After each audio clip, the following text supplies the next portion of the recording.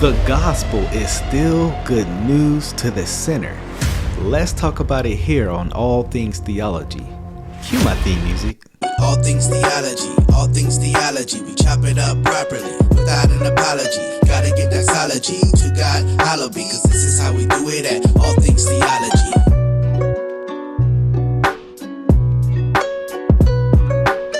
Yo, grace and peace, and welcome back to an episode of All Things Theology, where this is your host K-Dub, and today I want to talk about that good news of the gospel. You know what I'm saying? Good God news. That good God news. You know, you got to say with that ugly face. Good God news. Good God news. You know, we need good news.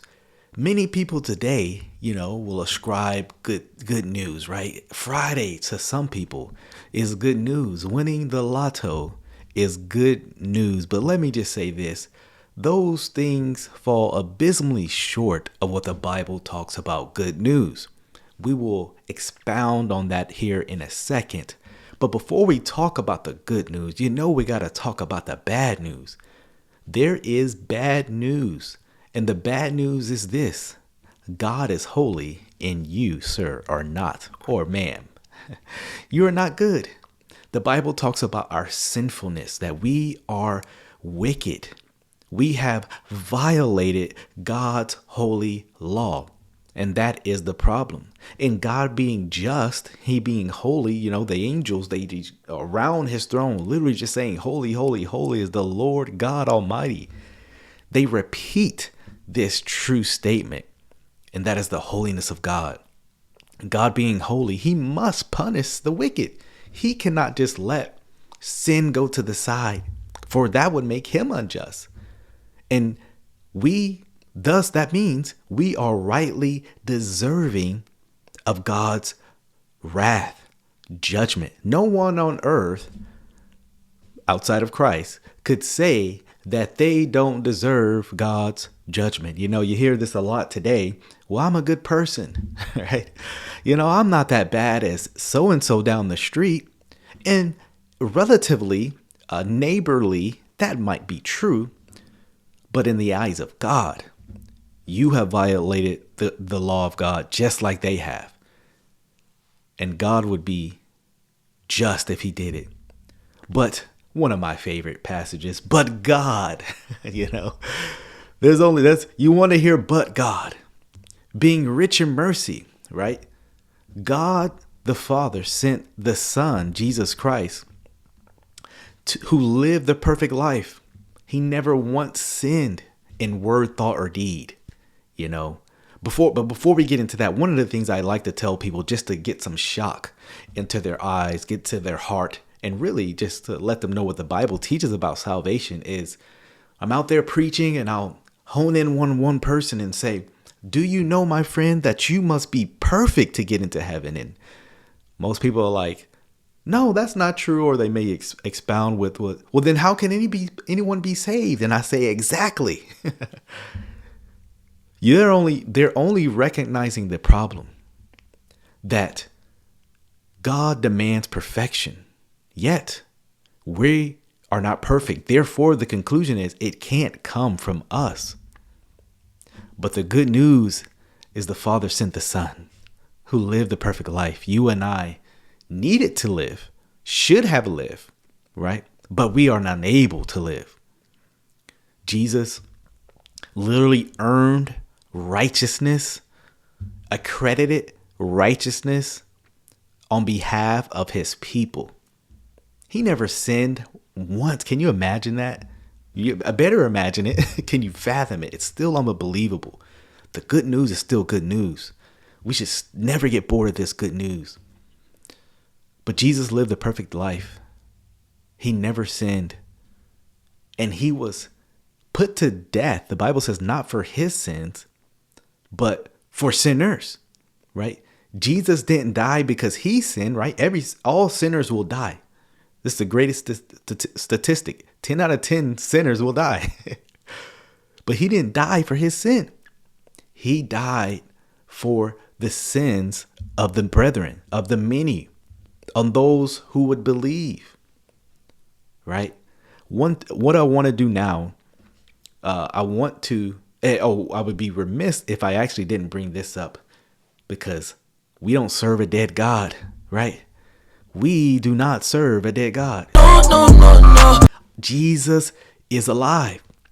Up from the grave, he arose. I love those good hymns. Jesus raised from the dead actually demonstrates a couple things. One, the sacrifice was accepted on behalf of the Father. Jesus is a substitute for those who believe, right? He took on our sin.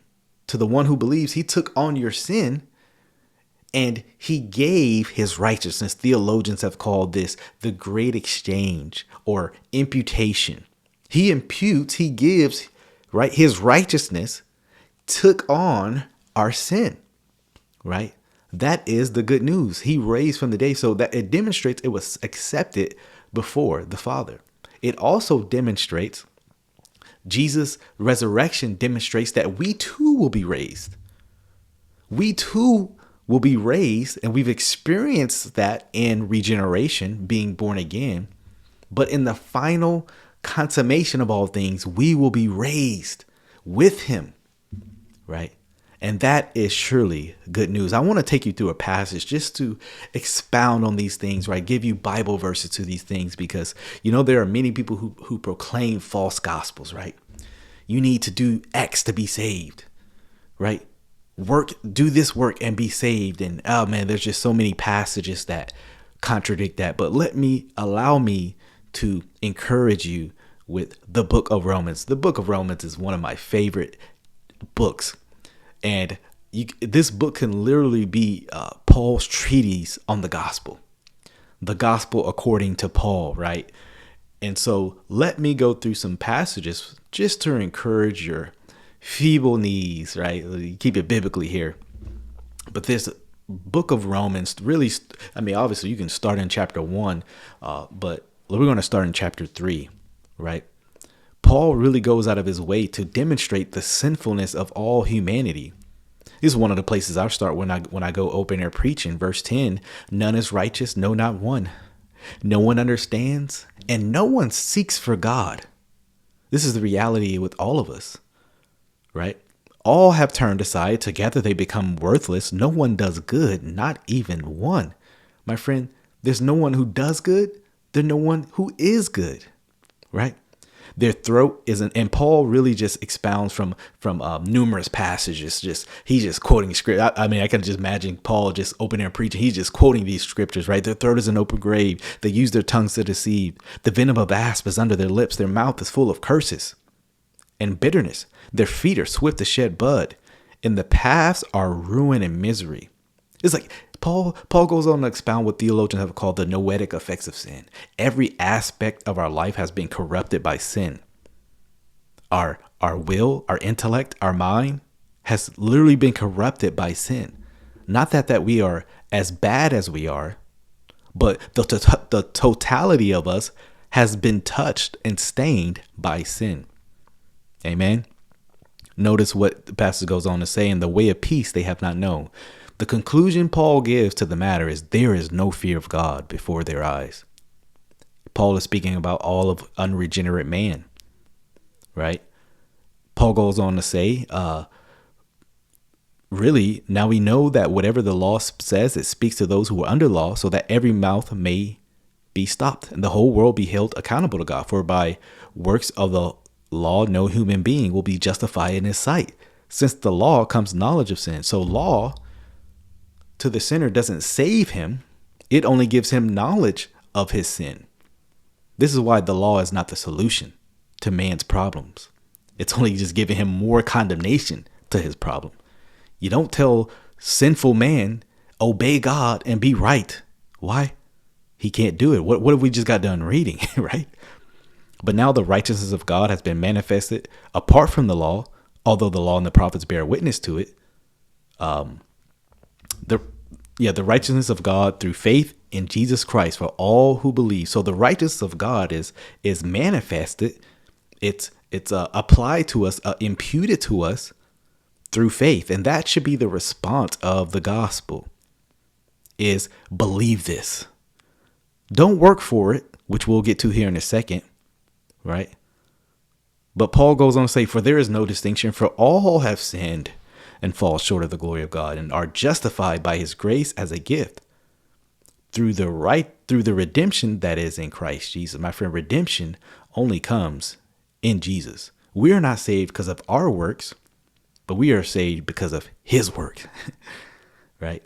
So, right, redemption that is in Christ Jesus, whom God put forth as a propitiation by his blood to be received by faith. What is this term propitiation? This term propitiation is literally this wrath absorber, right? Jesus is the wrath absorber, right? The wrath cleanser. He literally satisfies the wrath of God by his death, right? This is why we tell people believe, right? To be received by faith. Receive this, believe this. This was to show God's righteousness, right? Remember what I said. God must punish sinners. Jesus didn't die for his sin, but for our sin. So therefore, Jesus had to take on the wrath of God. What good news. Jesus willingly went on to take on our sin. It was to show his righteousness at the present time so that he might be just and justifier of the one who has faith in Jesus. Then what becomes of our boasting? You can't boast if it was all of grace. Romans 11:6. It's all of grace. If it was by works, then it's no longer grace. It is excluded. By what kind of law? By a law of works? No, but the law of faith. I love this verse. Now, you want to make those people who are works righteousness saturated upset? Quote verses like this in the following chapter. For we hold that one is justified by faith apart from the works of the law. All faith, all faith, no works. That is how one is justified. Now, we're not talking about sanctification. Remember, we're talking about justification. Or is God the God of Jews only? He is not the God of, is he not the God of Gentiles also? Yes, of Gentiles also, right? And this gospel that we believe, it produces works, but the works that are produced by believing the gospel is not the gospel. You get that wrong, you get the gospel wrong. So right now we're talking about the response we should have. And I love Romans chapter 4. What then shall we say was gained by Abraham, our forefather, according to the flesh? Now, Abraham is presented in Romans, also in Galatians, as a model of how to be saved. He is presented as the prototypical Christian. You want to use those as a big word for you. The first Christian, Abraham, is be like Abraham in this regard. Verse 2, for if Abraham was justified by works, he has something to boast about, but not before God. I love that. Yeah, he could boast before man, how good he was, but not before God. You know why? Because he's holy. Pure holiness. For what does the scripture say? Abraham believed God, and it was counted to him as righteousness. What did Abraham do to receive perfect righteousness? He believed. The same goes for you, my man, my friend. Got to keep the ladies in mind, right? Now, to the one who works, his wages are not counted as a gift, but as his due. So if salvation was based on this meritorious work we would do, God would owe us something. But clearly he does not, right? It's of grace. And to the one who does not work, many works righteousness people could not understand this verse. Joseph Smith couldn't understand this verse. So this is why he had to get rid of the word not. And to the one who does not work, you want to be justified? Don't work for it, but believes in him who justifies the ungodly. His faith, that is the one who does not work, is counted as righteousness. Good news right there. Just as David also speaks of the blessing of the one who God counts righteous apart from works. Blessed are those whose lawless deeds are forgiven and whose sins are covered. Blessed is the man against whom the Lord will not count his sin. You want to be the blessed man? You want to be the blessed man? Let me tell you, don't work for it. but trust in Christ, who worked on our behalf. His perfect life, his perfect death, his perfect resurrection, as 1 Corinthians 15 talks about. These are the core elements of the gospel. The gospel is not about me. The gospel is not presenting to sinners just that God loves them, though that is a core attitude of the gospel, right? Jesus was sent into the world because he loves sinners. The Father loves sinners, but we don't just go to sinners and just say God loves them. That is not the gospel. The gospel contains the death, burial, resurrection of Jesus Christ, his perfect life. Amen. We got amen to that. I got to get an amen. But this is what we preach to sinners. You must repent and believe in Jesus, what he did, his life, his death, his resurrection. Trust in that and you will be saved. That should be on our Bible promises. You know, there's a lot of Bible promises books. Trust in that. That is more sure than any promise. Trust in the just and the justifier. Do not trust in any of your works, for your works has brought about the judgment of God, the wrath of God upon you. So don't trust in yourself. Your trust needs to be alien, as Martin Luther said. It needs to be foreign. It needs to be outside of yourself. And that faith, that belief, must be solely upon Christ himself. I hope this video was helpful. Hopefully you were encouraged. Go spread the good news of that gospel. We got to hear that one time. We got to hear that one more time. Good God news. Good God news. Till the next time, grace and peace. Yo, grace and peace. Thank you for watching another episode of All Things Theology. If you enjoyed what you heard today, go on and give me a like. Subscribe to the channel, hit that notification bell. I promise to give you weekly lives, videos, interactions, exposing false teachers, sharing with you, the viewer, my theological beliefs, things about the culture, and the Bible. So if you're here for that, come on and join us. Also, if you would like to support this channel financially, you can do so by becoming a Patreon member or a YouTube member. Links are in the description below. You can see content before it drops. You can also have Q&A sessions with also other Patreon members, YouTube members as well. So if you would like that, hit the description link in below.